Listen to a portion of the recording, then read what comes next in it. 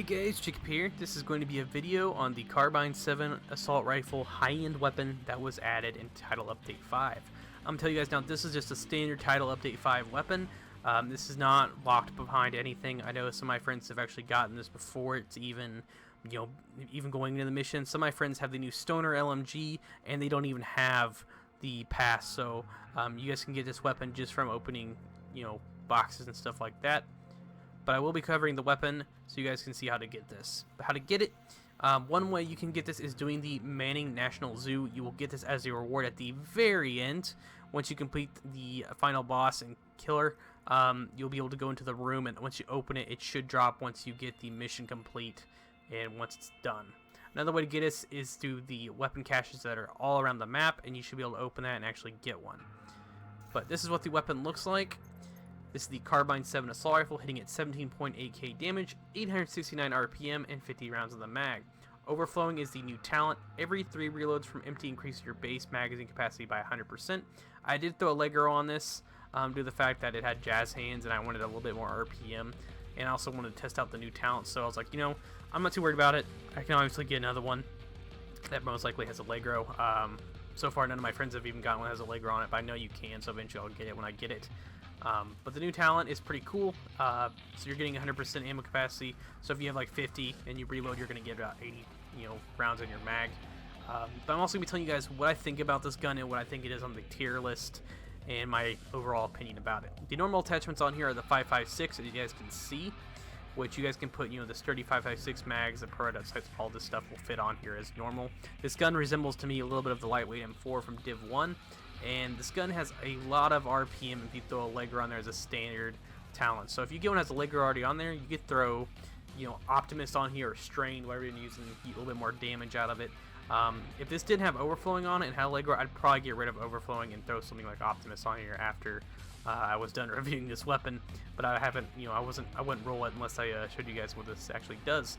But in general, the base damage is pretty low compared to the, standard P416, which I expected to be just a tiny bit higher. I knew it was really low in the PTS.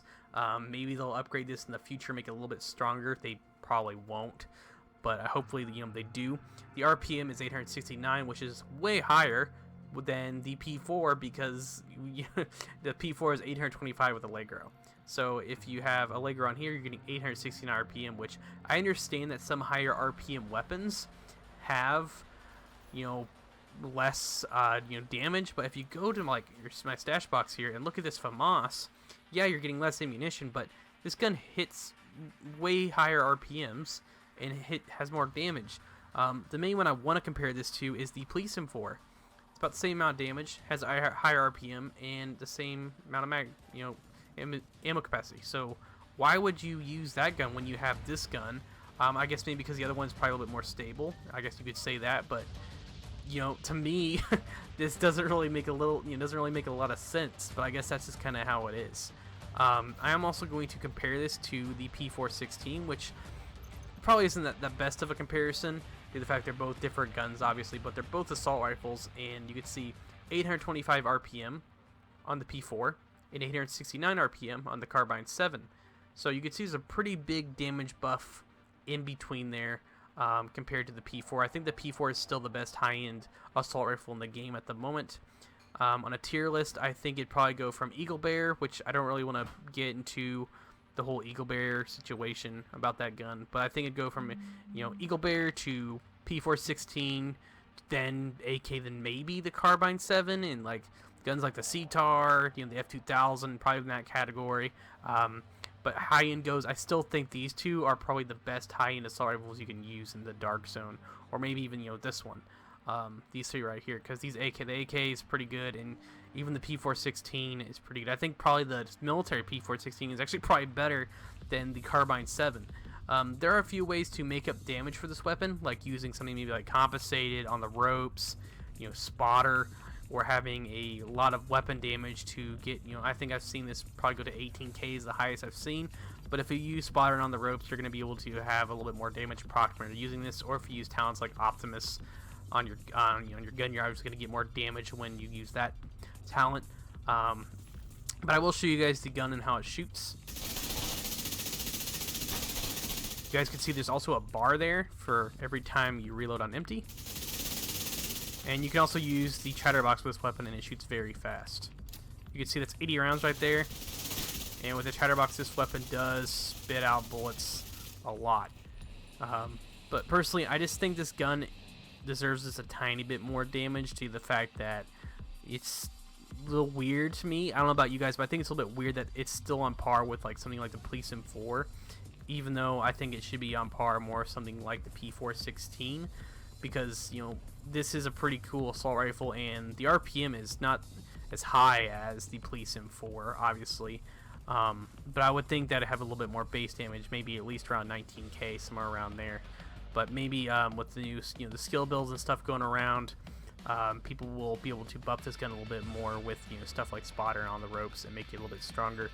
Because today I used it in the dark zone, and I did manage to kill a few people with it, but I always had to use on the ropes and spotter to get a little bit more damage out of it, because without it, this gun just does not hit as hard as, like, say, my AK with Optimus that I use all the time. But that's just a quick little demo on how to get this weapon, and also, what the function is and what I think about it. But like I said before, if you want to get this weapon 100%, just complete this mission all the way to the end. And if you are the host, just remember that. If you do this with other people and you're not the host, it most likely will not drop for you, which I found out through some of my friends. So if you guys make sure to host this mission, do it, and at the very end, once you're completing it, you should be able to get this gun right away as a reward drop from the mission. That's about it, guys. Thank you all for watching. Make sure you guys subscribe for more Division 2 content. And also, if you're watching this currently, this week, which is before the 26th of July, I will be streaming the new Wolfenstein 3. So make sure you guys keep an eye out for that stream this week. As always, I'll catch you guys in the next one. We had the training. We fought to protect the weak. But training doesn't prepare you to hunt someone you used to call brother. He has left us no other choice. If we don't stop him, there will be nothing left to save.